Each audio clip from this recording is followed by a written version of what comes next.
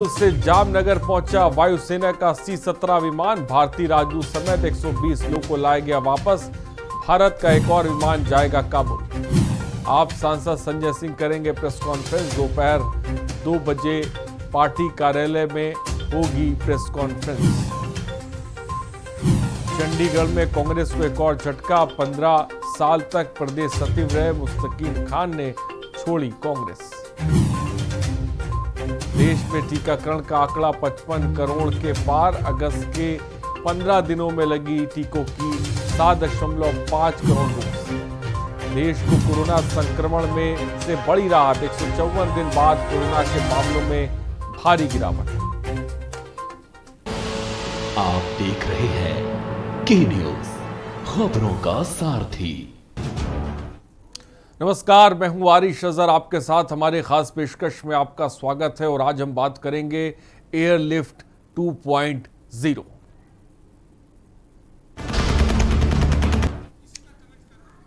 और आपको बता दें, अफगानिस्तान में तालिबान के कब्जे के बाद हालात बहुत तेजी से खराब होते जा रहे हैं। दुनिया के अमेरिका समेत दूसरे देशों की तरह भारत ने भी वहां फंसे अपने नागरिकों को निकालने का अभियान तेज कर दिया है। इसी के तहत वायुसेना का C-17 विमान, जिसे कह सकते हैं, काबुल पहुंच गया है। सबसे बड़ी कोशिश यही है कि भारत अपने नागरिकों को ज़्यादा से ज़्यादा वहां से निकाल के लाए, क्योंकि तालिबान ने पूरी तरह से, जिसे कह सकते हैं, अफगानिस्तान पे कब्जा कर लिया है और अफगान के लोग वहां से जान बचाकर भाग रहे हैं। आपको बता दें, साथ ही साथ इस दौरान तालिबान ने यह भी कहा है कि दोहा में भविष्य की सरकार के बारे में चर्चा भी चल रही है, जिसमें इसकी संरचना और नाम भी शामिल है और उनसे बहुत निकट भविष्य में इस प्रक्रिया पर, जिसे कह सकते हैं, रिपोर्ट करने की भी उम्मीद है। और संजय सिंह क्या कुछ कह रहे हैं आम आदमी के, प्रेस कॉन्फ्रेंस आ रही है, सीधा आपको लेके चलते हैं। जो इनका एससी है, सुपरिंटेंडेंट इंजीनियर, ये तमाम लोग इसमें शामिल हैं। मैं इन बातों को आज फिर से दोहरा रहा हूं और इनकी नोटिसें पढ़ रहा था मैं, तो डॉक्टर महेंद्र सिंह जी कह रहे हैं कि साहब, आपने योगी बाबा और 40 चोर कह दिया, इसलिए मुझे दुख हुआ।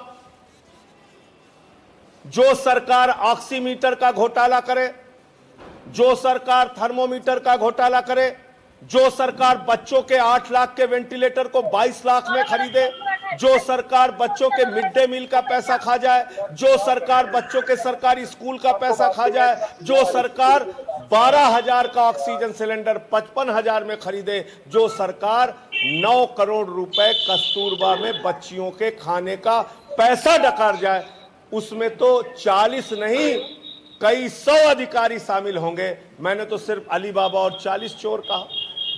मैंने तो सिर्फ यह कहा कि योगी बाबा और 40 चोर की सरकार चल रही है। दरअसल मुझे तो यह कहना चाहिए कि योगी बाबा और हजारों चोर की सरकार चल रही है। इसमें कितने कितने चोर शामिल हैं। दूसरा उनका अधिकारी है, उसने कुछ कहा, अब मैं एक एक करके जवाब दे रहा हूं। यह है, मैं उस दिन डॉक्टर महेंद्र सिंह जी का प्रेस कॉन्फ्रेंस देख रहा था, तो मुझे उनके ऊपर दया आ रही थी। मुझे तो लगा आदित्यनाथ जी ने बड़ी समझदारी से देखकर समझकर इनको मंत्री बनाया होगा, लेकिन मुझे उनको देख के ऐसा लग रहा था कि वो रश्मि मेटेलिक के एम्प्लॉय की तरह बात कर रहे हैं। वो रश्मि मेटेलिक की सफाई दे रहे हैं। एक तरफ वो कह रहे हैं हमने अपनी ओर से कोई टेंडर नहीं दिया, एक तरफ वो कह रहे हैं हमने कोई ठेका नहीं दिया, और दूसरी तरफ रश्मि मेटेलिक के समर्थन में पूरी प्रेस कॉन्फ्रेंस आधे घंटे करते रहे। आपका क्या इंटरेस्ट है, मैं फिर दोहरा रहा हूं और मैं एक एक करके बता रहा हूं। जिस रश्मि मेटेलिक कंपनी ने यह आरोप लगाया कि बड़ी रेपुटेड कंपनी है, बहुत अच्छी कंपनी है, उसका यह पहला पेपर है। 10 फरवरी 2012 को रेलवे में 1,000 करोड़ की चपत लगाने के लिए सीबीआई ने इस रश्मि मेटेलिक कंपनी के ऊपर मुकदमा दर्ज किया। 1000 करोड़ के घपले और घोटाले में सीबीआई ने इस रश्मि मेटेलिक पे मुकदमा दर्ज किया। दूसरा कागज ये है, रश्मि मेटेलिक के ऊपर 30 करोड़ की चोरी में, कर चोरी में 18 जनवरी 2013 को मुकदमा दर्ज हुआ है। 18 जनवरी 2013 को इसी कंपनी पर 30 करोड़ की कर चोरी के मामले में मुकदमा दर्ज हुआ है। तीसरा, 4.5 करोड़ की कर चोरी में डीआरआई ने इनके ऊपर मुकदमा दर्ज किया, और सिर्फ मुकदमा दर्ज किया नहीं, 27 नवंबर 2019 को इनके मालिकान को, इनके एम्प्लॉइज को गिरफ्तार करने का काम किया। तो ये इस कंपनी के पैरवी में आप खड़े हैं। ऐसी भ्रष्टाचारी कंपनी के बारे में आप सफाई दे रहे हैं पूरी प्रेस कॉन्फ्रेंस में। दूसरा, उनका अधिकारी आ जाते हैं, अनुराग श्रीवास्तव, वो कह रहे हैं 29 साल का उनका सरकारी जीवन हो गया, बड़ा बेदाग जीवन है। जब ये कमिश्नर थे तो इन्होंने, हाई कोर्ट ने एक इंक्वायरी इनके ऊपर ऑर्डर की है समुद्र का कहां से व्यू ला रहे हो एज ए मेरठ कमिश्नर। ये वही अनुराग श्रीवास्तव है जो अपने 29 साल की नौकरी को बेदाग बता रहे हैं।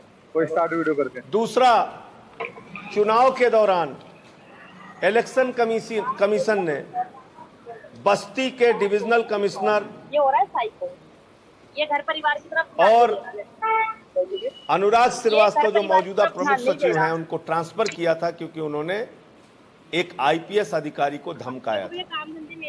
ये इन लोगों का कैरेक्टर सर्टिफिकेट है। जिस रश्मि मेटेलिक कंपनी के बारे में कहा जा रहा है कि उसको कोई काम नहीं दिया गया, मैं बार बार दिखाया था कागज, शायद महेंद्र सिंह जी देख नहीं पाए। मैं आपसे यह कह रहा हूं कि जब आप कह रहे हैं रश्मि मेटेलिक को कोई टेंडर नहीं दिया गया, रश्मि मेटेलिक को पाइप सप्लाई का कोई काम नहीं दिया गया, तो मेरे सिर्फ इस पत्र का जवाब अगली प्रेस कॉन्फ्रेंस करके आप दे दीजिएगा। मैं आपसे कह रहा हूं महेंद्र सिंह जी, आप आदित्यनाथ जी के सबसे करीबी मंत्री हैं, और मैं सुन रहा था कि भाजपाई कभी कभी बचकानी बातें करते हैं, कह रहे हैं संजय सिंह आरोप लगा के भाग गए, ये हो गया वो हो गया। अरे आदित्यनाथ जी से तो पूछ लेते, 9 मुकदमा लिखा था उन्होंने, तो जाके विधानसभा में मैं बैठ गया था। सच के लिए लड़ता हूं और किसी से डरता नहीं। इस पत्र का जवाब आप दे देना। आपकी नोटिसों से तो मैं बहुत थर-थर कांप रहा हूं जब से सारी नोटिस आपने भेजी है। ऐसा मालूम पड़ रहा है रोज अखबार में छपवाना, ये कर दिया वो कर दिया। इसमें आप कह रहे हैं उनको कोई टेंडर नहीं दिया गया। ये आपके अधीक्षण अभियंता आलोक कुमार सिन्हा की चिट्ठी है। ये आलोक कुमार सिन्हा अधीक्षण अभियंता लिखा हुआ है साफ तौर से, SWSM। ये SWSM जल जीवन मिशन योजना के अधीक्षण अभियंता का हस्ताक्षर है। ये पत्र है 10 अप्रैल 2021 का, 10 अप्रैल 2021 का।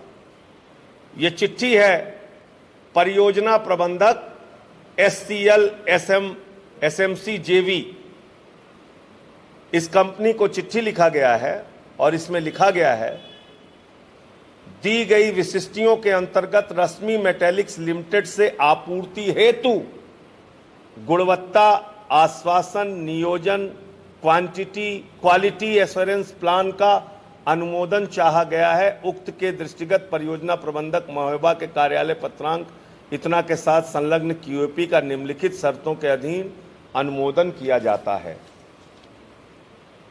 तो जब आपने पाइप सप्लाई का कोई टेंडर नहीं किया, जब आपने कोई ठेका रश्मि मेटेलिक को दिया नहीं, तो रश्मि मेटेलिक के बारे में आप बैठकर प्रेस कॉन्फ्रेंस में सफाई क्यों दे रहे थे डॉक्टर महेंद्र सिंह जी? और ये आपके ही विभाग का अधिकारी, इसने क्यों लिखा कि रश्मि मेटेलिक के लिए क्यूएपी जारी की जाए? इसने क्यों लिखा कि उससे पाइप सप्लाई लिया जाए? इसने क्यों लिखा रश्मि मेटेलिक के लिए कि इससे सामान खरीदे जाएं? जब आपका कोई लेना देना नहीं है तो सरकारी चिट्ठी है, आपका अधीक्षण अभियंता लिख रहा है।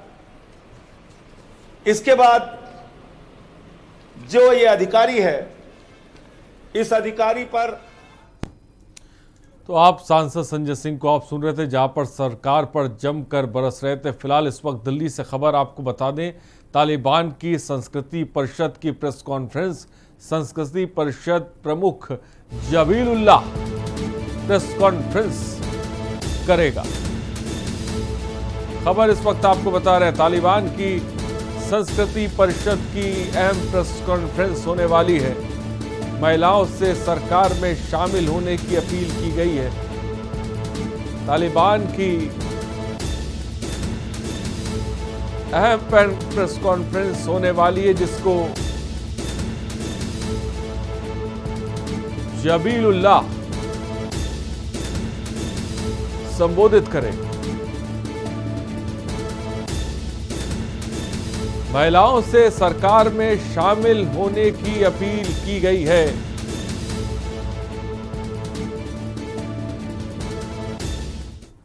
अफगानिस्तान में एक बार फिर से तालिबान राज आ गया है। तालिबान के कब्जे के बाद अफगानिस्तान के नागरिकों में दहशत का माहौल, डर का माहौल है। ऐसे में हर कोई देश को छोड़ना चाह रहा है। भारतीय वायुसेना भी यहां से भारतीय लोगों को निकालने में लगी है। भारतीय अधिकारियों को लेकर काबुल से उड़ान भरने वाला भारतीय वायुसेना का C-17 विमान गुजरात के जामनगर में लैंड किया है। काबुल से भारतीय वायुसेना के विमान में गुजरात के जामनगर लौटे भारतीयों ने भारत माता की जय के नारे लगाए। 3 तस्वीरें आपके सामने। C-17 विमान जामनगर पहुंचा है, भारत माता की जय के नारे लगे हैं। वतन वापसी की खुशी भी देखने को मिल रही है लोगों को। भारतीय अधिकारियों को लेकर काबुल से उड़ान भरने वाला भारतीय वायुसेना का C-17 विमान गुजरात के जामनगर में लैंड किया, जिसको लेकर केंद्रीय मंत्री प्रहलाद जोशी ने कहा कि तालिबान दूसरे देशों के लिए भी परेशानी पैदा करेगा। हमने पिछले 7 सालों में आतंकवाद के खिलाफ जीरो टॉलरेंस की नीति अपनाई है। Try to create problem in other countries, but as we have seen from last 7 years at least, we have approached the policy, we have accepted the policy zero tolerance toward terrorism, and India is quite strong and self-sufficient to contain the situation, also to face the threat from the cross-border terrorism. और काबुल से गुजरात के जामनगर पहुंचने के बाद अफगानिस्तान में भारतीय दूत राजेंद्र टंडन ने भारतीय वायुसेना को धन्यवाद किए कि वे हमें असामान्य स्थिति में वापस लेकर आए हैं। वहीं उन्होंने कहा कि वापस लाए जाने वाले भारतीय नागरिक अपना रजिस्ट्रेशन नहीं करा रहे हैं। हमने सलाह दी है कि ये ज़रूरी है कि भारतीय नागरिक भारतीय दूतावास में अपना रजिस्ट्रेशन कराएं ताकि हमें पता लग सके। The number of Indian nationals, unfortunately, our Indian nationals do not register themselves. Okay. Yes, sir. Though we keep sending out advisories that, especially in countries like Afghanistan, where political situations can change, it is important that Indian citizens register themselves with the Indian embassies, so that in times like this, we can extract them, whether or not they may be willing at that time, because sometimes they don't pay enough attention, they get complacent. So there are some individuals there we know of, at least I would say, well, I know personally of at least 5 or 6, but there are the figures sometimes that are quoted to us is there could be 40 to 50, but that is not something that I will stand by officially, because we don't have it as a registered person on our database. Yes. तो भारतीय राजदूत को आपने सुना, जहां पे वो साफ तौर पे कह रहे हैं कि ज़्यादातर अभी हमें पता नहीं है क्योंकि ज़्यादातर लोगों ने रजिस्ट्रेशन नहीं कराया है, तो हम चाह रहे हैं कि ज़्यादातर लोग रजिस्टर कराएं ताकि कि हमें पता लग सके और हम उन तक मदद पहुंचा सके। तालिबान हमले पर अमेरिका भी सख्त हो गया। अमेरिका ने कहा कि वह एयरपोर्ट पर अपने 6000 सैनिक तैनात करेगा ताकि नागरिकों को सुरक्षित बाहर निकाला जा सके। अभी काबुल एयरपोर्ट पर भगदड़ जैसे हालात हैं। देश छोड़ने के लिए लोग हज़ारों की तादाद में वहाँ जमा है। कई ऐसे में हैं जो बिना कोई सामान लिए एयरपोर्ट पर पहुँच गए हैं। अफगानिस्तान से अमेरिकी सैनिकों की वापसी के बाद पहली बार अमेरिकी राष्ट्रपति जो बाइडेन ने भी बीती रात बयान जारी किया। उन्होंने कहा कि अफगानिस्तान में हालात अचानक बदल गए, इसका असर दूसरे देशों पर पड़ा है, लेकिन आतंकवाद के खिलाफ हमारी लड़ाई जारी रहेगी। बाइडेन ने तालिबान को चेतावनी दी है, अगर किसी भी अमेरिकी सैनिक को नुकसान पहुंचा तो भयानक कार्रवाई होगी।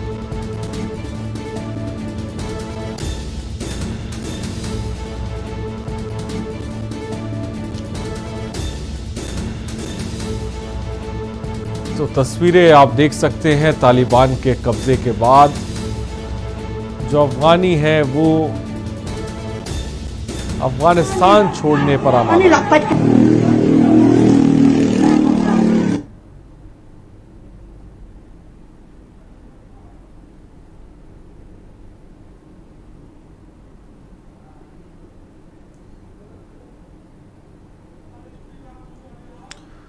और गाजियाबाद इंडियन एयरबेस पर कुछ ही समय बाद अफगानिस्तान के काबुल से 120 भारतीयों को लेकर भारतीय वायुसेना का विमान पहुंचेगा। अफगानिस्तान में तालिबान कब्जे के बाद भारतीय सरकार ने अफगानिस्तान में बसे हुए भारतीय लोगों को भारत में लाने का काम तेज किया है। वहीं भारतीय वायुसेना का कार्य सराहनीय और लोग भारतीय सेना के कार्य की सराहना कर रहे हैं।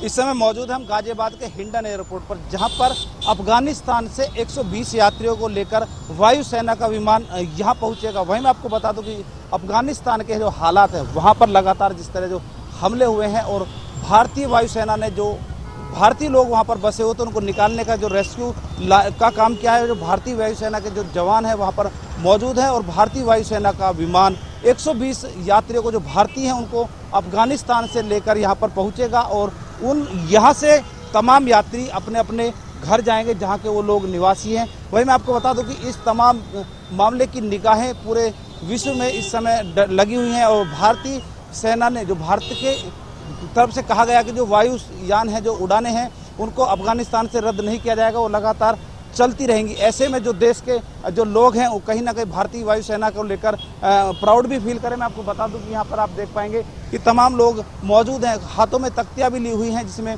प्राउड ऑफ इंडियन आर्मी, भारतीय वायुसेना को गर्व करने की बात कही जा रही है। और उन लोगों ने कहा कि जो लोग आ रहे हैं वो उनके कोई रिश्तेदार नहीं है, केवल भारतीय होने के नाते वो इसका समर्थन करते हैं। और हमारे साथ हमारे संवाददाता भी इस वक्त जुड़े, गेस्ट भी जुड़े, उनसे आपका तारुफ करा दें। इसी पर चर्चा करने के लिए हमारे साथ पीके सहगल, डिफेंस एक्सपर्ट है, इस वक्त हमारे साथ जुड़ गए हैं। पीके सहगल जी, आपका बहुत बहुत स्वागत है। जयवीर मावी संवाददाता गाजियाबाद हिंडन एयरबेस से हमारे साथ लाइव जुड़ गए हैं। कमल कुमार हमारे संवाददाता इस वक्त हमारे साथ दिल्ली से जुड़े हैं। आप सबों का बहुत बहुत स्वागत है। सबसे पहले सीधे जयवीर मावी के पास चलते हैं।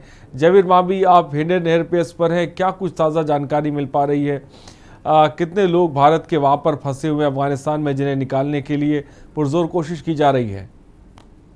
देखिए यार, इसमें बता दूं कि जिस तरह अफगानिस्तान में जो हालात हैं उसको देखकर भारतीय सरकार, जो भारत सरकार है, अपने यात्रियों को, जो भारत के नागरिक हैं, उनको पूरी तरह से सुरक्षित लाने के लिए वचनबद्ध है। और जिसको लेकर जो जिम्मेदारी इंडियन एयरफोर्स, भारतीय वायुसेना को दी गई थी, भारतीय वायुसेना भी उस जिम्मेदारी को पूरी तरह से निभाने के लिए काम कर रही है। भारतीय वायुसेना का विमान 120 यात्रियों को लेकर अब कुछ ही देर बाद यहाँ पर हिंडन एयरबेस पर पहुंचेगा और वहां से उन तमाम लोगों को, उनके जो गंतव्य स्थान है जहाँ पर लोग रह रहे हैं, उनको वहां पर भेजा जाएगा। आपको बता दें कि जो भारतीय राजदूत हैं रुपेंद्र टंडन जी, वो भी इस यात्रा में है, उस विमान के द्वारा यहाँ पर पहुंचेंगे और तमाम लोग यहाँ पर पहुंच रहे हैं।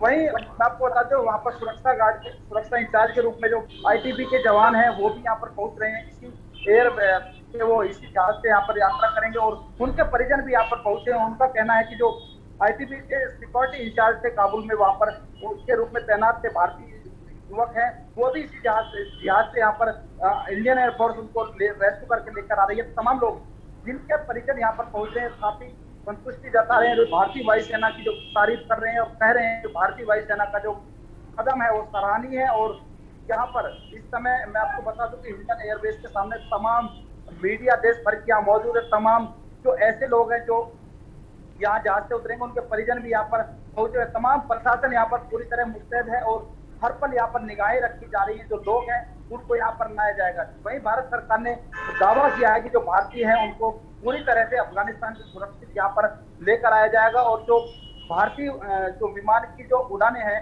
अफगानिस्तान में, जो वो रद्द नहीं की जाएंगी, वो लगातार चलती रहेंगी। और तमाम लोगों को, क्योंकि जो इस समय की बात करें अफगानिस्तान के जो हालात है काफी अच्छे नहीं है। जो वहाँ पर जिस तरह का माहौल है, लोगों को कहीं ना कहीं दहशत का माहौल है। उसी दहशत के चलते जिस तरह की जो तस्वीरें आ रही थी वो काफी विचलित कर रही थी। लेकिन इन विचलित करती तस्वीरों के बीच में अगर हम बात करें तो भारतीय वायुसेना का भी कमाल का कार्य कहा जा सकता है। सॉरी की बात करें तो, क्योंकि जिस तरह से रेस्क्यू ऑपरेशन किया जा रहा है और लोगों को सुरक्षित यहाँ पर लाया जा रहा है, और भारतीय जो बेड़े के जो बड़े जंगी जहाज जिनको कहा जा सकता है वो ठीक है जयवीर। तो जैसा कि जयवीर ने जानकारी दी, कुछ ही देर में भारतीय विमान जिसे कह सकते हैं अफगानिस्तान से भारतीयों को लेकर पहुंचने वाला है। जयवीर फिलहाल बहुत बहुत शुक्रिया। मैं चाहूँगा कमल कुमार भी हमारे साथ है। कमल कुमार दिल्ली में इस वक्त हैं, भारतीय दूतावास से किस तरह की जानकारी मिल पा रही, क्योंकि अभी जो हमने सुना था अफगान से जो भारतीय जिसे कह सकते हैं देवदूत राजदूत आए थे, वो साफ तौर पे बता रहे थे कि अभी रजिस्ट्रेशन नहीं है, पता नहीं लग पा रहा है कितने लोग फंसे हैं जिसे कह सकते हैं अफगानिस्तान में। तो क्या ये अभी तक क्लियर हो पाया है कितने लोग फंसे हैं वहाँ पर जिनको एयरलिफ्ट करना है? देखिए, जिस तरीके से तस्वीरें सामने आई है और दूतावास में भी लगातार जानकारी लेना चाह रहे हैं कि जो लोग रजिस्ट्रेशन करेंगे, रजिस्ट्रेशन के माध्यम से लगातार जो है भारतीय दूतावास को पता लग पाएगा कि कितने लोग जो है हमारे भारतीय लोग हैं जो अफगानिस्तान में फंसे हैं। लेकिन जिस तरीके की तस्वीरें सामने आई है और जिस तरीके की बातें सामने आई है, तो लगभग 1500 लोग जो है भारतीय वहाँ पर फंसे हुए हैं, जिनको भारतीय वायुसेना के द्वारा भारत में जो है एयरलिफ्ट कराने की प्रक्रिया चालू हुई है। लेकिन जिस तरीके से भारत सरकार सोच रही थी कि अफगानिस्तान जो है तालिबान के खिलाफ स्टैंड लेगी और इस तरीके की जो दुर्दशा नहीं बनेगी, लेकिन अफगानिस्तान ने जिस तरीके से हथियार डाल दिए हैं और वहाँ के जो राष्ट्रपति हैं छोड़ के निकल गए, ये अपने आप में कहीं ना कहीं एक श्रम करने वाली बातें हैं जिस तरीके से सामने आई है। क्योंकि इस तरीके से देश की जनता को मरते हुए छोड़ देना और वहां से खुद राष्ट्रपति का रवाना हो जाना अपने आप में एक बुरा रवैया जो है सामने आता है। लेकिन भारत सरकार जो है प्रतिबद्ध है और अपने जो देश के लोग हैं वहां पर उन्हें लगातार जो है वायुसेना के द्वारा एयरलिफ्ट किया जा रहा है। अभी तो 1500 लोगों का जो है डाटा सामने आ रहा है, लेकिन बता दें जो काबुल एयरपोर्ट है उसके आसपास से 500 लोग जो भारतीय हैं वो डरे हुए हैं और एक अनुराग जो नाम का व्यक्ति है उसने ठीक है बहुत बहुत शुक्रिया कमल वक्ती, थोड़ी सी अमी कमल, बहुत बहुत शुक्रिया हमसे जुड़ने के लिए। जयवीर मावी आपका भी बहुत बहुत शुक्रिया। तो एयरलिफ्ट 2.0 में हम बात करेंगे। हमारे साथ ब्रेक के बाद पीके सहगल जी डिफेंस एक्सपर्ट है, वो हमारे साथ होंगे। फिलहाल लोग छोटे से ब्रेक के लिए जल्द हाजिर होंगे।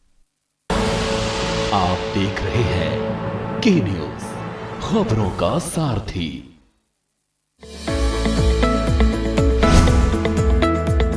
उत्तर प्रदेश में माननीय प्रधानमंत्री मोदी जी के मार्गदर्शन और मुख्यमंत्री योगी आदित्यनाथ जी के नेतृत्व में यूपी में सर्वांगीण विकास हो रहा है। अपने नेक इरादे से यूपी सरकार ने वो सब कर दिखाया जो बीते कई दशकों में नहीं हो पाया। सबका साथ, सबका विकास और सबके विश्वास से मुफ्त वैक्सीन और मुफ्त इलाज का लाभ दिया है। प्रधानमंत्री आवास योजना से 40 लाख से अधिक आवासों का निर्माण कर बेघरों को घर दिया। प्रधानमंत्री गरीब कल्याण अन्न योजना में 15 करोड़ लोगों को मुफ्त राशन का लाभ दिया है। 2.61 करोड़ शौचालयों का निर्माण के साथ घर घर बिजली योजना के तहत ग्रामीण क्षेत्रों में 18 से 20 घंटे बिजली की आपूर्ति हो रही है। पीएम किसान सम्मान निधि योजना लागू करने में यूपी नंबर 1 बना। 341 किलोमीटर लंबे पूर्वांचल एक्सप्रेसवे का काम अंतिम चरण में पहुंचा है। कोरोना कालखंड में 56,000 करोड़ के विदेशी निवेश का प्रस्ताव और ओडीओपी योजना में 25 लाख लोगों को रोजगार सिर्फ योगी सरकार में ही संभव हो सका। पिछले 4 वर्ष के दौरान जितनी विकास की योजनाएं केंद्र और प्रदेश सरकार की आई हैं वो अद्भुत है।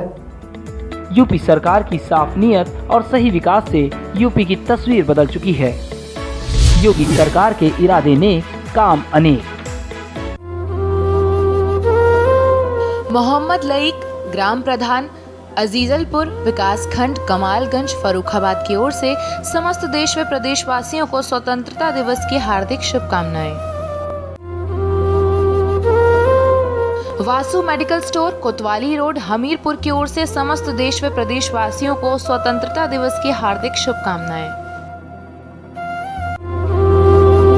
विनोद कुमार, ग्राम प्रधान, सरिगवान तहसील, बिल्लौर की तरफ से स्वतंत्रता दिवस पर समस्त भारतवासियों को हार्दिक शुभकामनाएं और बधाई। आप देख रहे हैं के न्यूज, खबरों का सारथी। तो ब्रेक के बाद आपका स्वागत है। लिफ्ट 2.0 पर हम बात कर रहे हैं। जिस तरह से तालिबान ने अफगानिस्तान पर पूरी तरह से कब्जा कर लिया है, और हमारे साथ इस वक्त पीके सहगल, डिफेंस एक्सपर्ट हैं, वो भी जुड़े हुए हैं। पीके सहगल साहब, बहुत बहुत स्वागत है आपका। सर, मैं आपसे समझना चाहता हूँ मौजूदा स्थिति जो इस वक्त अफगानिस्तान में बनी हुई है, तालिबान ने पूरी तरह से कब्जा कर लिया है, अफगानी लोग वहाँ से पूरी तरह से देश छोड़ना चाहते हैं, भागना चाहते हैं। हमने तरह की तस्वीरें देखी जहाँ से जो है प्लेन से, जिसे कह सकते हैं, लोग गिर रहे हैं, लोग एक दूसरे पे चढ़ के किसी तरह अपनी जान बचाना चाहते हैं। ये स्थिति बनी हुई है। मैं चाहूँगा मौजूदा वक्त में जो स्थिति अफगानिस्तान पे बनी हुई है, आपको उसको किस नज़र से आप देखते हैं, और ये कितनी भयावह, कितनी ख़तरनाक है? इसमें किसी प्रकार का कोई शक नहीं कि स्थिति काफ़ी ज़्यादा गंभीर है, काफ़ी ज़्यादा खतरनाक है। लेकिन तालिबान ने साफ तौर पर दुनिया को आश्वासन दिया है कि किसी भी देश के नागरिकों को, माइनॉरिटीज़ को, हिंदू हों या सिख हों, उनके ऊपर हमला नहीं किया जाएगा, आपकी एम्बेसीज के ऊपर हमला नहीं किया जाएगा। हिंदुस्तान को आश्वासन दिया जा रहा है कि वो किसी प्रकार से हिंदुस्तान के खिलाफ या किसी नेबरिंग नेशन के खिलाफ कार्रवाई नहीं करेंगे, और अफगानिस्तान की सरजमी को इस्तेमाल नहीं करने दिया जाएगा किसी और देश के खिलाफ किसी भी साजिश के लिए। ये जो स्टेटमेंट्स आ रही है, स्टेटमेंट्स बाय इटसेल्फ बहुत महत्वपूर्ण है, लेकिन तालिबान का जो पुराना रवैया रहा है या एटीट्यूड रहा है, उनके ऊपर विश्वास करना काफी ज्यादा मुश्किल है।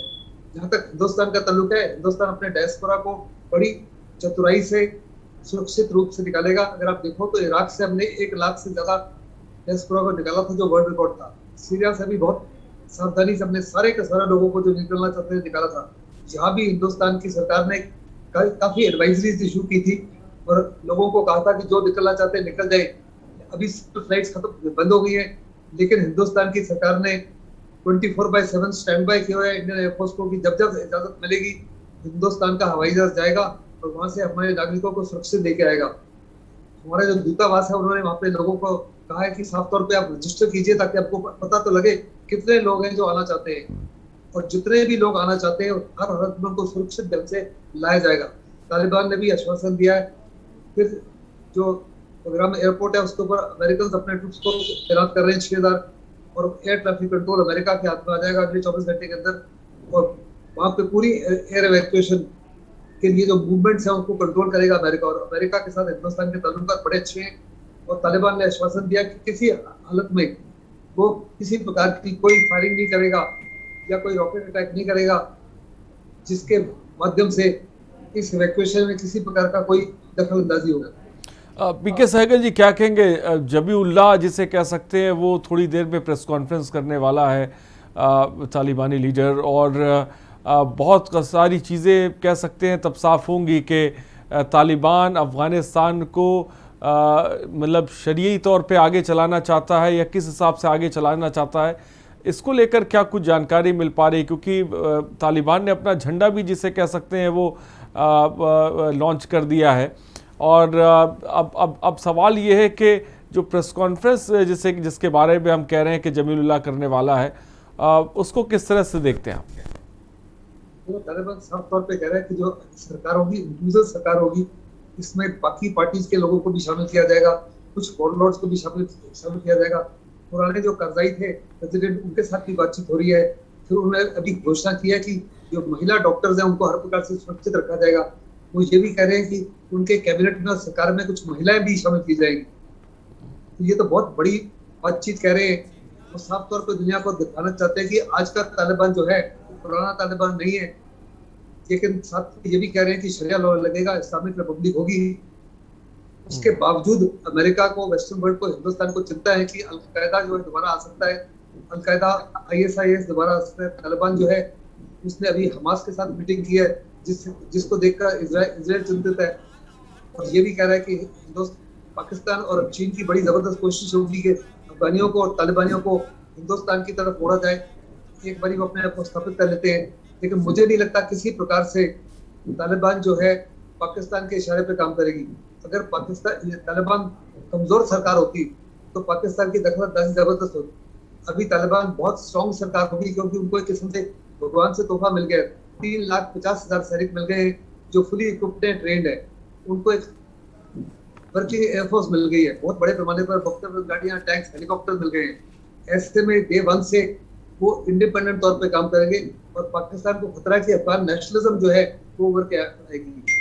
दूसरा, तालिबान के अंदर 40% से ज्यादा लड़ाके वो पश्तून है और पश्तून का रिश्तेदारी कभी भी पाकिस्तान के साथ बढ़िया नहीं रही। यहाँ तक वो कह रहे हैं कि तालिबान की नजर है पाकिस्तान के एटॉमिक वेपन्स के ऊपर भी। मुझे तो साफ तौर पर नजर आता है कि तालिबान जो है हिंदुस्तान के लिए भी पाकिस्तान और चीन के ऊपर हावी होगा। कुछ खबर ये भी आ रही है कि 5,000 लड़ाके जो हैं वो दूर से आए और सिंकियांग से आए मुस्लिम, जिनको तालिबान ट्रेन कर रहा है। एक किस्म तो चाइना कहता है मैं $1 ट्रिलियन इन्वेस्ट करना चाहता हूँ, लेकिन उनको शर्त चाहिए। लेकिन पीके सहगल साहब, आपने जैसा कि बताया भाई अफगान की भी आर्मी थी जो डटी हुई थी, लेकिन ये स्थिति कैसे बनी कि तालिबानियों के आगे अफगानी आर्मी ने पूरी तरह से घुटने टेक दिए? ये सिचुएशन कैसे पड़ी? इसके पीछे की बड़ी वजह आपको क्या नजर आती है? सबसे बड़ी वजह है अमेरिका की कमजोरी, अमेरिका की धोखाधड़ी। मिडल ऑफ द नाइट से जिस माफिक अमेरिकन ट्रूप्स वहां से निकले, अपना सामान भी छोड़ के चले गए, अपने हथियार भी छोड़ के चले गए, जिनको तालिबान ने लूटा, उससे जो मोरल एंड मोटिवेशन था वो अफगान फोर्सेस का बिल्कुल गिर गया। फिर अफगान फोर्सेस कह रहे हैं कि उनके ऑफिसर्स को बाइडेन ने कहा कि हम उनको तनख्वाही भी दे रहे थे, खाना भी दे रहे थे, असला भी दे रहे थे, एयरपोर्ट भी दे रहे थे। उन्होंने कहा सही है, ये तमाम चीजें हर अच्छी प्रकार से अफगानी ऑफिसर्स को दे रहे थे। जहाँ तक अफगानिस्तान के फौज थी, जवान थे, उनके साथ उनका सलूक ठीक नहीं था और वो नहीं चाहते थे कि वो कल बहुत बड़े पैमाने पर अपने ही लोगों के साथ लड़े और वहाँ खून जो बहेगा वो अफगानियों का ही बहेगा। तो अगर आप मज़ार शरीफ में देखो तो कोर कमांडर थे अफगानिस्तान की फौज के, जिनके नीचे 2,000 लड़ाके थे। उन्होंने बिना हथियार उठाए तालिबान को हैंडओवर कर दिया, जिसको देखकर वॉरलॉर्ड थे दोस्तम वहाँ, उन्होंने भी मैदान जंग में सरेंडर कर दिया और तालिबान के साथ हाथ मिला लिया। ऐसे में जब एक जगह पे बड़ी बड़ी शहरों में ऐसा होना शुरू हुआ तो काबुल में भी किसी प्रकार की कोई गोली नहीं चली तालिबान के खिलाफ। और इसका सबसे बड़ा कारण है अमेरिका और कुछ हद तक कारण है पाकिस्तान की आर्मी, ISI और चाइना, जो बहुत बड़े पैमाने पर इनको मदद करते रहते। जहाँ तक रूस का ताल्लुक है, रूस ने डायरेक्टली मदद नहीं की, लेकिन इनडायरेक्टली रूस की मदद करता रहा। पीके सहगल जी, ये जो बात तालिबान की तरफ से कही जा रही है कि ये जो तालिबान का राज्य हो मतलब शासन होगा, ये बिल्कुल अलग तरह का होगा, इसमें महिलाओं को भी काम करने की इजाज़त दी जाएगी, ये शासन बिल्कुल अलग तरह का होगा और एक विश्वास जीतने की कोशिश जिसे कह सकते हैं की जाएगी। क्या इस बात को अगर देखा जाए, जहाँ पे तालिबान इस तरह की बात कह रहा है, क्या तालिबान विश्वास जीत पाएगा या फिर उसी तरीके से कि जैसा कि आपने कहा कि तालिबान पे विश्वास नहीं किया जा सकता है? देखो, जिन शहरों के ऊपर उन्होंने कब्जा किया है तो उन्होंने शरिया लगाना शुरू कर दिया है। शुरू में उन्होंने बहुत बड़े पैमाने पर जुल्म ढाए। कुछ ही दिन पहले एक 21 साल की लड़की जिसने सिर्फ टाइट क्लोथ पहने हुए थे उसको मार दिया। लेकिन अभी कहा जा रहा है कि ये तालिबान है इस बारी के फार मोर डिसिप्लिन है, कम्युनिकेशन सिस्टम अच्छा है, उनको इशारा दिया गया है कि किसी हालत में वो लोगों के घरों में नहीं घुसेंगे और बिना इजाजत के कुछ गोली नहीं चलाएंगे। और तालिबान चाहता है कि पूरी दुनिया से उसको मान्यता मिले। तो मान्यता के लिए बड़ा लाजमी है कि जो कह रहा है और जो कर रहा है उसमें आपसी फर्क ना हो। इसलिए शुरू में तो उसकी पूरी कोशिश होगी कि जो वो कह रहा है उसी के माफिक तमाम चीजें करे, ताकि उसको हर प्रकार से लेजिटिमेसी मिले, इंक्लूडिंग फ्रॉम इंडिया। अभी उसको लेजिटिमेसी सिर्फ 3 या 4 देशों से मिली है। चाइना से मान्यता मिली है, पाकिस्तान से मान्यता मिली है, रूस ने एक किस्म से एम्बिगुअस रवैया, सऊदी अरेबिया भी चुप्पी ताने हुए, कतर ने भी चुप्पी ताने, हिंदुस्तान ने साफ तौर पर कहा है, टर्की ने कहा है, तो कतर ने कहा कि हम मिलिट्री हुकूमत को इजाजत रिकग्निशन नहीं देंगे। इसीलिए वो कह रहे हैं कि इंक्लूसिव सरकार होगी, इसमें बहुत बड़े पैमाने पर सारे जो तालिबान कह रहे हैं अफगानिस्तान की पार्टी के रिप्रेजेंटेटिव्स हैं उनको भी शामिल किया जाएगा, पुरानी सरकार के कुछ लोगों को भी शामिल किया जाएगा, पुरानी फौज जो है उसके लोगों को भी शामिल किया जाएगा। शायद जो प्रेसिडेंट करजाई थे उनके साथ भी बातचीत हो रही है, जो वॉरलॉर्ड्स हैं उनके साथ भी बातचीत हो रही है। कल जो नई सरकार का ढांचा सामने प्रस्तुत किया जाएगा, अगर उसमें वास्तव में लड़कियां शामिल है, वो कह रहे हैं कि अभी तालिबान अपना एक न्यूज इशू करने जा रहा है, तो उसके ऊपर जो एंकर है दिखा रहे एक अफगानी महिला है, तो यानी दूसरे लफ्जों में साफ तौर पे वो विश्वास जीतना चाहते हैं कि उनके कहने में और करने में इस बारी कोई दो राय नहीं है। और मुझे लगता है कि वो 100% इसको फॉलो करेंगे कुछ दिन के लिए, लेकिन साथ साथ कह रहे हैं कि स्टोनिंग भी होगी, एग्जीक्यूशन भी होगी, लेकिन वो हमारे इशारे पर नहीं, तालिबान के लड़ाकों के इशारे पर नहीं जैसे पहले होते थे, वो केवल और केवल शरिया कोर्ट्स के माध्यम से। और शरिया कोर्ट्स में वो कहते हैं जो लोग चोरी कर रहे हैं, दूसरों के साथ बलात्कार कर रहे हैं, दूसरों के साथ गलत कार्रवाई कर रहे हैं, उस एक आदमी का हाथ काटना बेहतर है बजाय कि वो समाज को या बहुत सारे लोगों को नुकसान पहुंचाए। यानी दूसरे लफ्जों में साफ कह रहे हैं कि शरिया लॉ जो है पुराने तौर पर लगेगा, लेकिन इस बारी बेकसूर लोगों को नहीं पकड़ा जाएगा।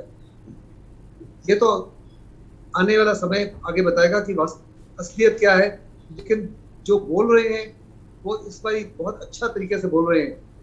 अभी भी देखो किसी दूतावास को उन्होंने हमला नहीं किया, कल उन्हें 80 गवर्नमेंट के ऑफिसर्स को अरेस्ट किया था, लेकिन आज सबको एमनेस्टी दे दिया है। वो तो बनी बनाई सरकार भी चाहते हैं। अगर उन्होंने गवर्नेंस को एस्टैब्लिश करना है तो उनको सारे पुराने जो डिप्टी कमिश्नर्स हैं, पुराने पुलिस ऑफिसर्स हैं, पुराने सरकार के लोग हैं, वो चाहिए। वो कह रहे हैं आप हमारे साथ मिल जाओ, हमारी सरकार में जुड़ जाओ। उनके तजर्बे का फायदा उठाना चाहते हैं, उनके एक्सपीरियंस का।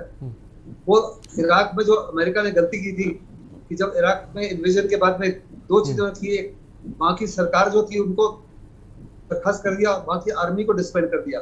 तालिबान दोनों चीजों का फायदा उठाना चाहता है। पीके सहगल जी, अगर मेरा सवाल है, पुराने तालिबान और इस नए तालिबान की हम बात करें, इसमें किस तरह का फर्क आपको नजर आता है? क्योंकि अगर बहुत बड़े पैमाने पर लोगों को विचारधारा से जोड़ रहा है अगर तालिबान, जिसमें एक बहुत बड़ी आबादी जिसे कह सकते हैं वो जुड़ गई है, तो क्या इसमें आप फर्क देख रहे हैं? देखो, जो पुराने तालिबानी थे वो इंडिसिप्लिन थे, ये डिसिप्लिन है। उनकी अगर पोशाक देखो तो बहुत ही भद्दी सी थी, बड़े रैगटैग तरीके से थे। अभी इनकी पोशाक अच्छी है, ये अपने आप को मेंटेन ठीक कर रहे हैं। इनके नीचे जो आर्म्स एंड एमुनिशन है उनको साफ सुथरा रख रहे हैं, जैसे एक डिसिप्लिन आर्मी रखती है, और हुक्म की तामील कर रहे हैं। जो चैनल ऑफ कम्युनिकेशन है, चैनल ऑफ कमांड है, वो बहुत बेहतर है। पिछली बारी कौन कमांडर था, काफी देर तक it was free for all. इस बारी साफ तौर पे लगता है वो फ्री फॉर ऑल नहीं है। इनको बड़ा समय मिला अपने आप को तैयार करने के लिए, और अभी बड़े समझ बूझ कर ये कार्रवाई कर रहे हैं। अभी ये सरकार जब की घोषणा करते हैं तो वास्तव में तब एक किस्म से पक्का इशारा मिलेगा दुनिया को कि क्या सरकार इंक्लूसिव है, क्या उसमें लड़कियां शामिल हैं। वो कह रहे हैं कि फीमेल डॉक्टर्स की हर प्रकार से सुरक्षा की जाएगी। पहले फीमेल डॉक्टर्स को तो हटाई दिया गया था। जो लड़कियां थी उनकी कोई भी डिफिकल्टीज थी, कोई भी मेल डॉक्टर्स उनको देखते थे और बेशर्मी से उनके सामने सलूक करते थे। वो कह रहे हैं इस माफी का कुछ नहीं होगा इस बारी। तो समय आ गया कि कुछ हद तक उनके ऊपर विश्वास किया जाए, अनलेस एंड अनटिल वो साफ तौर पे सिद्ध कर दे कि वो विश्वास के लायक नहीं है। और पीके सहगल जी, अमेरिका की हमेशा से नजरों में तालिबान चुपता रहा है। मौजूदा वक्त में अफगानिस्तान का पर तालिबान की हुकूमत और अमेरिका का ये बयान कि हम हर तरीके से कूटनीति लिहाज से तमाम तरीकों से जो है जिसे कह सकते हैं वो आगे कदम बढ़ाएंगे। अमेरिका की भूमिका को किस तरह से आप इसमें देखते हैं? अमेरिका काफी चतुर और चालाक देश है। 1975 में अमेरिका की बहुत बड़ी हार हुई साइगोन में, लेकिन आज वियतनाम जो है अमेरिका के साथ किस माफिक है। रशिया से बेटर इसके रिलेशन है, चाइना से बेटर रिलेशन है। वियतनाम टोटली अमेरिकन के साथ में खड़ा है। इसी माफिक आने वाले समय में ये तालिबान को भी जीत सकते हैं, क्योंकि अमेरिका के बहुत बड़े पैमाने पर टेक्नोलॉजी है, उनका पैसा है, और तालिबान के साथ वो रिश्ते नाते काम कर लेंगे। सबसे जबरदस्त जरूरत अब ये अमेरिका के लिए है कि पाकिस्तान को कंट्रोल किया जाए। पाकिस्तान ही सारी बीमारी का जड़ है। पाकिस्तान की सरकारों ने हर अमेरिकन प्रेसिडेंट को धोखा दिया। कुछ हद तक ओबामा ने कहा कि हमने इतने बिलियन डॉलर खर्च किया और वापस में हमको क्या मिला, और फिर उसके बाद में डोनाल्ड ट्रंप ने, लेकिन अगर देखो ना तो डोनाल्ड ट्रंप ने, ना ओबामा ने, ना ही बाइडेन ने पाकिस्तान को नॉन नेटो अलाय का रूप दिया हुआ है। अभी तक किसी ने पाकिस्तान को नॉन नेटो अलायंस से दूर नहीं किया। बड़ा लाजमी है कि पहले अमेरिका जो है हर प्रकार से पाकिस्तान को उस अलायंस से बाहर निकले और पाकिस्तान के खिलाफ सख्त कार्रवाई करे। अगर सख्त कार्रवाई नहीं करते तो पाकिस्तान के माध्यम से अफगानिस्तान जो है पूरी दुनिया के लिए, पूरी विश्व शांति के लिए मुसीबत की घड़ी के रूप में उभर सकता है। और पाकिस्तान की बड़ी वल्नरेबिलिटीज है बलूचिस्तान में, सिंध में, पाकिस्तान ऑक्यूपाइड कश्मीर में और फतह एरिया में। अभी समय आ गया कि दुनिया एकजुट होकर बलूचिस्तान को लिबरेट कराए। तो बलूचिस्तान लिबरेट होता है तो चाइना का जितना कोशिश है वो भी खत्म हो जाएगी, क्योंकि सीपैक जो है 2000 किलोमीटर तो बलूचिस्तान से होकर गुजरता है। लेकिन पीके सहगल साहब, एक बात जो कही जाती है, ये अफगानिस्तान को कहा जाता है कि साम्राज्यों की कब्रगाह कहा जा रहा है। ब्रिटिशर्स आए, वो भी हुकूमत नहीं कर पाए, अमेरिका ने अपनी पूरी जान लगा दी, उसके बाद भी अमेरिका ने भी जिसे कह सकते हार मान ली। इसके बाद ये देखा कि तालिबान की हुकूमत पूरे अफगानिस्तान पे हो गई। ये जो चीज़ कही जाती है कि भाई ये साम्राज्यों की एक तरह की कब्रगाह है, ऐसा क्यों कहा जा रहा है? देखो, अगर आप देखो तो 1990 में जब सोवियत यूनियन हारा तो बहुत बड़े पैमाने पर पाकिस्तान इन्वॉल्व था। अमेरिका ने पाकिस्तान की मदद की सोवियत यूनियन को वहां हराने। आज अगर अमेरिका वहां से हार रहा है तो पाकिस्तान फिर मेजर प्लेयर है, और पाकिस्तान के साथ जुड़े हुए थे चाइना और कुछ हद तक रशिया। वो बड़े खुश थे कि उनका जो मेजर दुश्मन अमेरिका है वो मुसीबत में है। और तालिबान जो है वो देशभक्त है मेरे मुताबिक, और वो किसी भी हालत में पाकिस्तान या चीन के आगे नहीं झुकेंगे। आप देखोगे आने वाले समय में उनकी पूरी कोशिश होगी कि अफगानिस्तान को एक वेरी स्ट्रॉन्ग नेशन के रूप में खड़ा करें। लेकिन अनफॉर्चुनेटली वो स्ट्रॉन्ग नेशन जो है वो साफ तौर पर कह रहे हैं वो इस्लामिक एमिरेट होगा। अगर उनकी एम्बिशन ज्यादा नहीं हुई, क्योंकि उनसे बहुत जबरदस्त खतरा है सेंट्रल एशियन रिपब्लिक्स को। तालिबान अपने देश को चलाने के लिए कम से कम 10 से 15 बिलियन डॉलर की एनुअल इनकम होनी चाहिए। उनकी अभी एनुअल इनकम तकरीबन 2 बिलियन डॉलर है। उनकी नजर है गैस के ऊपर और ऑयल फील्ड्स के ऊपर सेंट्रल एशियन रिपब्लिक्स के लिए। उसी से सेंट्रल एशियन रिपब्लिक्स जो है डरी हुई है। ईरान भी उसी की वजह से डरा हुआ है। उनका आने वाले समय में क्या रवैया होगा इसकी तरफ we'll have to wait and see। लेकिन उनको अपनी इनकम बढ़ानी ही होगी अगर वास्तव में देश की गवर्नेंस को चलाना चाहते हैं और देश के इंफ्रास्ट्रक्चर को कायम करना चाहते हैं, देश के हेल्थ केयर को, देश के एजुकेशन को। साथ ही साथ उन्होंने हिंदुस्तान को आज बोला है कि आपने जो 3 बिलियन डॉलर खर्च किया वो जाया नहीं गए, और हिंदुस्तान को अपील किया जो आप बहुत बढ़िया काम कर रहे हो, हम चाहेंगे कि आप वो काम जारी रखो, अपने लोगों को वहां से पुल आउट नहीं करो, लेकिन और लोगों को भेजो। हम आपको आश्वासन देते हैं कि किसी प्रकार का उनके खिलाफ उनको कोई नुकसान नहीं होगा। तो ये बड़ी इंटरेस्टिंग स्टेटमेंट्स हैं। कहाँ तक ये सच है वो तो समय बताएगा, वन कैन ओनली स्पेक्युलेट। लेकिन एटलीस्ट इस माफी की स्टेटमेंट जो है एक किस्म से हिंदुस्तान को कहा जा रहा है कि आपकी हिंदुस्तान तालिबान को मान्यता दो, क्योंकि ये तो अभी असलियत है। अगले 5 साल, 10 साल, 15 साल, 20 साल आपको हमसे ही डील करना है, और हमारी कोशिश है कि आप हमारे साथ ताल्लुकात रखें ताकि हम एक किस्म से उसी माफी के रिश्ते नाते रखें जो हजारों साल से हमारे और हिंदुस्तानियों के बीच में है। तो रिश्तों को साफ तौर पे बेहतर करना तालिबान भारत से चाह रहा है, और डिफेंस एक्सपर्ट भी इस वक्त हमारे साथ है। सर, बहुत से भारतीय हैं जो इस वक्त जिसे कह सकते हैं अफगानिस्तान में फंसे हुए हैं, उन्हें लगातार एयरलिफ्ट भी किया जा रहा है। इसको लेकर आप क्या कहेंगे? क्योंकि थोड़ी देर पहले एक अहम प्रेस कॉन्फ्रेंस में जिसे कह सकते हैं कि भारतीय राजदूत ने बात कही थी कि बहुत से लोग रजिस्टर्ड नहीं हैं, इसलिए पता नहीं लग पा रहा है कि कितने भारतीय हैं। वहाँ पे हमारे दूतावास के अभी भी कुछ लोग हैं, उन्होंने साफ तौर पे वहाँ पे अपील किया है लोगों से। हाँ, कम्युनिकेशन सिस्टम अभी भी कायम है। आप अपने सेल फोन से अभी अपने रिश्तेदारों से, दोस्तों से बातचीत कर सकते हो।